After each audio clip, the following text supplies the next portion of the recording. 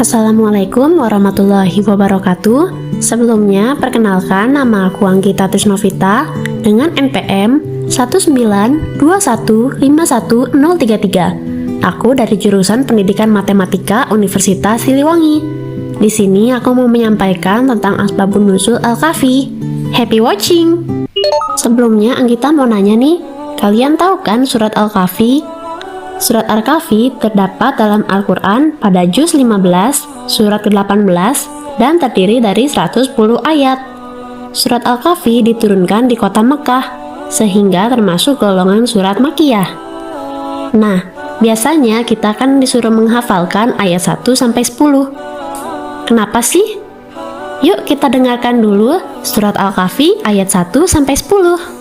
A'udzu billahi minasyaitonir rajim. Bismillahirrahmanirrahim. Alhamdulillahilladzi anzala 'ala 'abdihil kitaba wa lam yaj'al lahu iwaja. Qayyiman liyunzira ba'san syadidan min ladunhu wa yubashshiral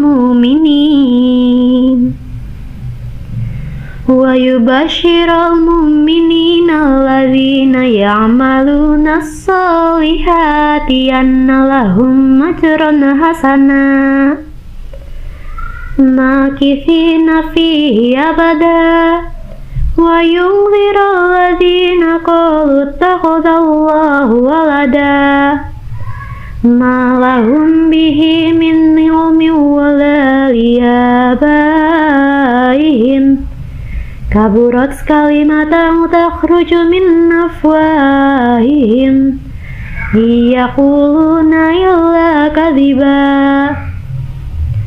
fala'allaka bakhiyun nafsaka ala atharihim lam yu'minu bihadzal hadithi asafa inna ja'alna ma'alal ardi zinatan laha linabluwahum ayyuhum ahsanu amala wa inna laja'iluna ma'alaiha sa'idan jurza am hasibta anna ashabal kahfi warraqimi kanu min ayatina ajaba idza wal fityatu ilal kahfi faqalu rabbana atina min ladunka rahmah faqalu rabbana atina min ladunka rahmatan wa hayyi lana min amrina rasyada.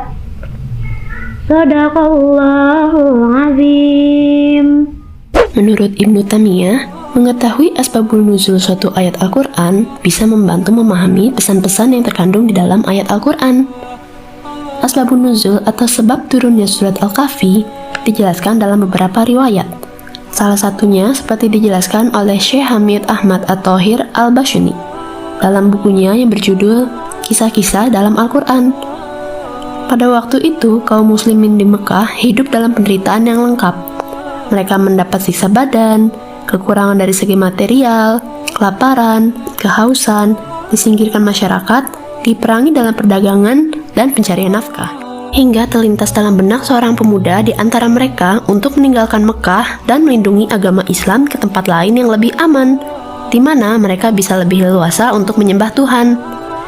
Kaum muslimin di sana merasa kesusahan jika Allah Subhanahu wa Ta'ala tidak mengizinkan hal tersebut. Mereka juga sangat mencintai Rasulullah Shallallahu Alaihi Wasallam dan selalu ingin menemani beliau. Mereka takut jika akan berpisah dengan Rasulullah Shallallahu Alaihi Wasallam. Maka diturunkanlah surat Al-Kahfi yang menjelaskan tentang kisah pemuda-pemuda yang beriman tersebut dan keinginannya untuk hijrah. Surat Al-Kahfi disebut juga dengan Ashab Al-Kahfi. Syekh Adil Muhammad Khalil dalam bukunya yang berjudul Tadabbur Al-Quran menjelaskan bahwa surat Al-Kahfi berisikan tentang bermacam-macam fitnah dan cobaan.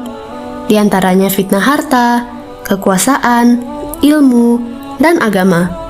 Oleh karena itu, surat ini dinamakan Ashab Al-Kahfi. Menghafalkan surat Al-Kahfi ayat 1-10 memiliki banyak keutamaan. Salah satunya terlindung dari fitnah Dajjal. Dalam hal lain disebutkan bahwa orang-orang membaca surat Al-Kahfi akan mendapat cahaya kelak pada hari kiamat. Menurut kutipan dari tafsir Jalalain, asbabun nuzul surat Al-Kahfi adalah pengujian terhadap kenabian Muhammad SAW oleh orang Yahudi dalam 3 hal. Di antaranya, tentang para pemuda atau ashabul kahfi di masa silam yang pergi mengasingkan diri dari kaumnya, tentang seorang laki-laki penjelajah hingga mencapai belahan bumi sebelah timur dan barat, dan tentang masa lalu beserta penjelasannya. Jika Nabi Muhammad SAW mampu menjelaskan hal yang ditanyakan, maka beliau diakui sebagai nabi. Sebaliknya, jika tidak mampu menjelaskan, maka beliau bukan seorang nabi. Setelah ketiga hal itu ditanyakan kepada Rasulullah SAW, beliau menjanjikan akan menjawabnya esok hari. Namun, sampai tiba saatnya, sesuai yang dijanjikan, beliau belum juga mendapat wahyu, bahkan hingga 15 hari, sehingga membuat geger kota Mekah.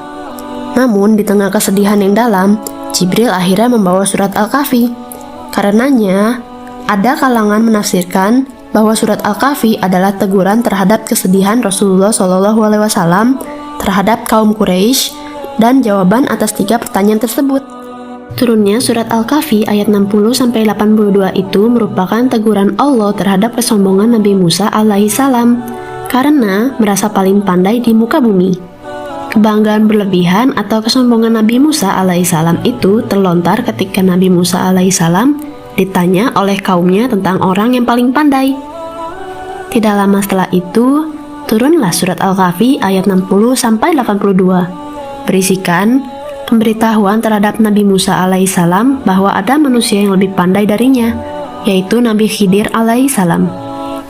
Alhasil, berkat petunjuk Allah Subhanahu wa Ta'ala, akhirnya Nabi Musa alaihissalam bertemu dengan Nabi Khidir alaihissalam dan hendak belajar dengan Nabi Khidir alaihissalam. Namun, karena Nabi Musa alaihissalam tidak bisa memenuhi syarat dari Nabi Khidir alaihissalam, sehingga keinginannya untuk belajar dengan Nabi Khidir kandas di tengah jalan. Mungkin sekian dulu yang bisa Anggita sampaikan. Untuk kurang lebihnya Anggita mohon maaf karena di sini Anggita juga sedang belajar. Jadi kalau ada kesalahan, kalian boleh kok memberikan masukan, saran, dan kritik. Saran dan kritik kalian pasti akan membantu Anggita untuk berkembang menjadi lebih baik lagi. Terima kasih sudah menonton. Have a nice day.